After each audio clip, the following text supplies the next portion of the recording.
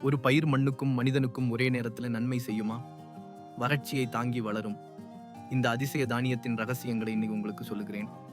வரகு பயிர் என்பது தமிழகத்தின் முக்கிய சிறுதானியம். இது வறட்சி, வெப்பம், காற்று, கனமழை எல்லாவற்றையும் தாங்கி வளரும் அதிசய பயிர். இதுல அதிக இரும்புச்சத்து, நார்ச்சத்து உள்ளது.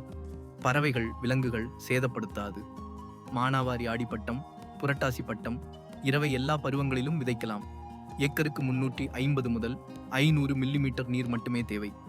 கோவை வேளாண் பல்கலைக்கழகத்தின் ADL1 ரகத்தை 110 நாட்களில் பயிரிட்டால் ஏக்கருக்கு 1 டன் மகசூல் கிடைக்கும்.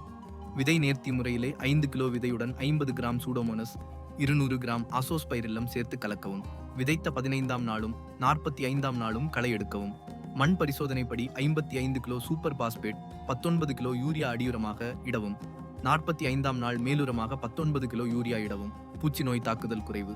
110 நாட்களில் அறுவடைக்கு தயார். 2 பங்கு முதிர்ச்சி அடைந்ததும் அறுவடை செய்யலாம். இந்த வரகு பயிர் விவசாயிகளுக்கு குறைந்த முதலீட்டில் அதிக லாபம் தரும் சிறந்த தேர்வு.